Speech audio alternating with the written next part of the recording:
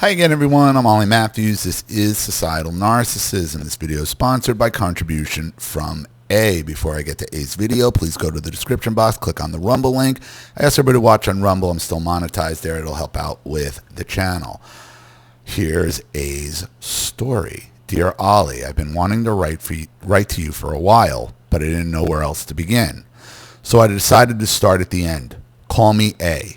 Like everyone else who writes you, my story isn't that different. I'm the daughter of a covert narcissist, a classic eternal victim. Aren't they all? I was born in a South American country, and 24 years ago I married a wonderful man from a European country and moved there with him. We lived there until 2011 when we moved to the United States legally. Capitalized. Thank you.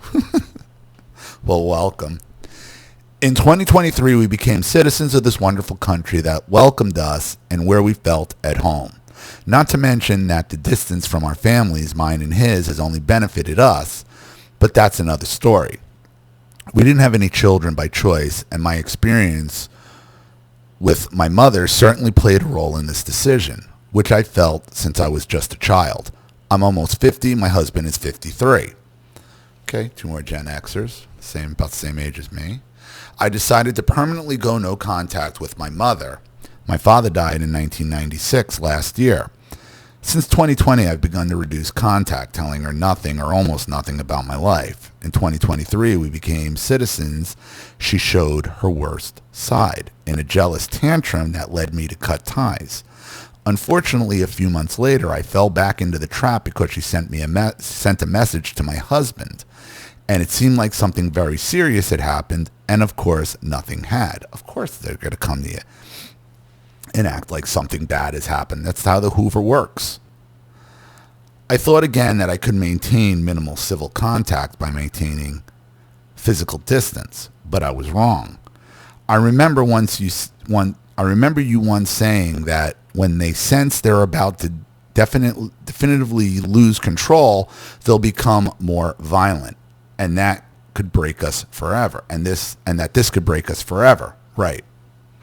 The last ploy of the narcissist, of the communist, of the Marxist, they're all the same, is violence. Because their arguments are always so weak. They never win you over with arguments. They win you over. They don't win you over. They just get their way through brute force and bullying. And when the bullying stops working, the bullying turns into straight violence. In my home country, where my family of origin live, years ago, a left-wing government, sure, they're always the ones who love these things, established a statue of the rights of the elderly, the so-called statue of the elderly, which provides, among other things, that children should provide for their parents financial support if they're unable to do so. I'd say I'm gonna guess you're from Venezuela because that sounds like some pure Chavez Maduro type shit. That's not the case with my mother. She receives a pension and owns a house, which she's already transferred to my younger brother. And my older sister pays for her health insurance, which, after all, doesn't cost her much, once it's deducted from taxes. Anyway, last year my mother sent me a message with the PDF of the statue. Like I said, if you're 53, I'm assuming your mother's a boomer. A commie boomer, but a boomer. And a boomer at that. What belongs to the what the boomer has belongs to the boomer. What you have also belongs to the boomer. That's the problem. That's the problem. The boomer has their possessions, which this is mine, mine, mine. And then they have your possessions, which is theirs, theirs, theirs as well. That's why I've made the connection between narcissism, communism, Marxism. It's the same behavior. It's the same thought pattern. It's the same tactics. It's funny that this one's coming out of a communist country. telling you the same thing. I'm assuming it's got to be Venezuela. Could be Brazil, though. But no, Brazil had Bolsonaro, so he wasn't a commie. But Bolsonaro followed Lula, who's in charge now. And Brazil's a goddamn disaster. Brazil's a disaster, but I'm assuming this has got to be Venezuela.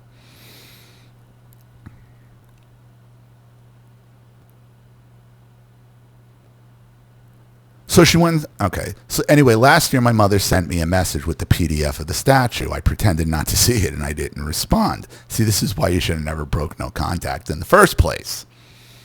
So she went straight to threats that children should help their parents, it's the law, etc. Now, this is something I actually have had experienced with, and I may have spoken about it in a prior video, at Macy's in New York and Brooklyn, where we had a lot of Latino staff, especially, and it wasn't only Latinos. It was also people, Middle East, Bangladeshi, a couple of these cultures, and it was repeated, where, either the store detective who was working for me, or if it was a visual officer or the office staff we had, didn't matter who it was. Okay, there were a bunch of them who were taking care of their parents, and I figured out once I looked at their files, and I realized there wasn't one of them older than 23. And I asked them, I'm like, well, how old are your parents? And I don't think any of them had a parent older than 45 at the time. I'm like, and what does your mother do? What does your father, what did they do? Oh, well, they retired. How did they retire at this age? And why are they retired and you're paying them now? Oh, that's my responsibility. Come again? Oh, well, once you become an adult, you got to take care of your parents in our culture. Bullshit. What? That gives a whole lot of incentive to have a whole lot of kids early, okay? And that's a whole lot of taken care of later on. And that's how a lot of these cultures treat their children. They see them nothing more than early retirement policies, so they can retire by 42, 43, 38, some of them. Calderon, I'll never forget, Calderon's mother was 37 years old. What do you mean your mother's retired? Calderon, what do you mean?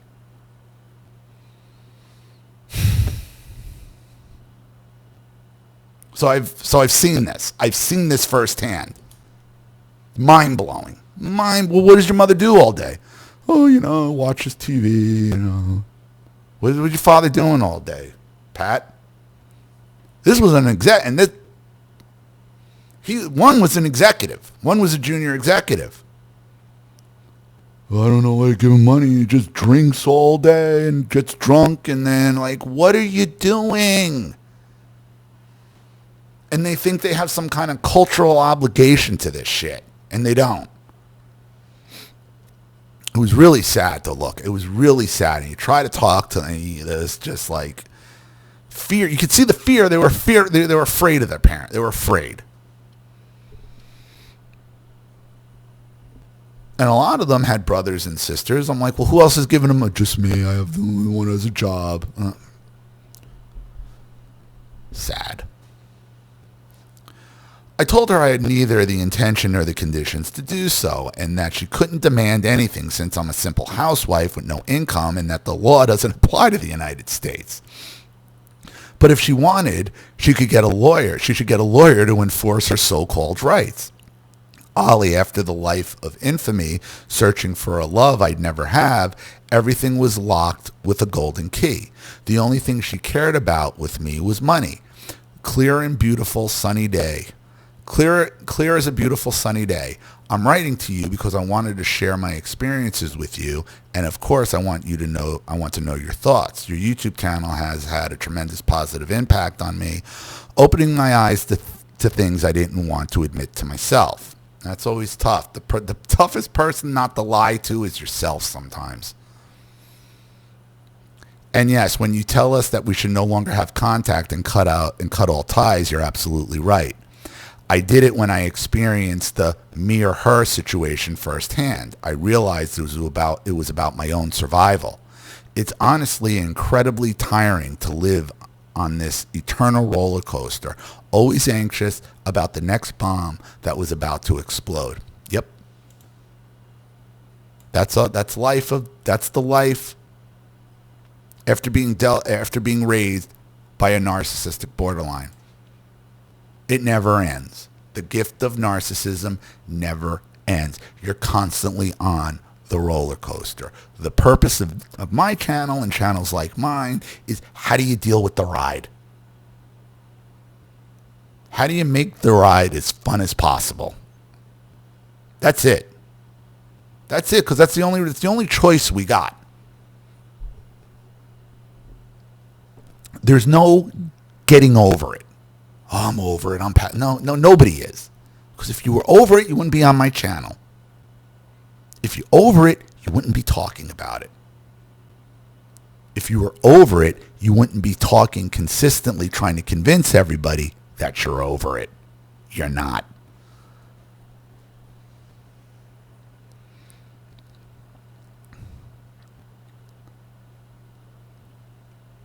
You see, Ollie, I'm a simple person. I don't need great adventures and emotions to be at peace with myself and happy. Ending the day sitting on the couch with my husband while we read is the epitome of perfection for me. They're not like that. They're empty and spiritless. They need to seek out new experiences and emotions at all costs, like a drug addict who will always seek a bigger and stronger dose. In the last video, I talked about their lies and their behavior being the glue that holds their entire identity together. The reason they get worse as they get older is because the glue weakens through age and time, and people just observing it. People are starting to see the cracks in the glue. So they have to keep trying to fill in the cracks of their identity with more and more abuse. I don't give a shit what the law is in Venezuela. You live in the United States. Your mother should know better. She has money, like you said. She's just trying to fill the cracks of the glue of her abuse. The only way she knows how. Through more abuse. That's how that works. It's been a year now since I've had contact with her or anyone in my family of origin. I don't feel guilty. As I said, I had to do it for my own good. And as you so beautifully said in one of your videos, if anything, what we call guilt is the perception that away from them, we've never felt so good. I thank you from the bottom of my heart for all the good you've done to me by giving voice to the other victims of these people, starting with your own story. By opening your heart, you've opened our eyes. Peace and goodness, A. Well, the lesson here, A, is don't break no contact. You have to expect the tragic call, the life or death moment. Oh my God, this is serious. You'll never, they're going to do it 100% of the time. You can't take that bait. You learned your lesson. One of these days, it's going to be a real call because they're all going to die. They're all going to die.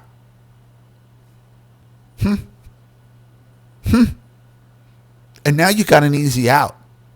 Now you got the easiest out of all. She lied. She already tried this. Nope. Don't care. And even if I did care, she already lied. She's already the boy who cried wolf. Nope.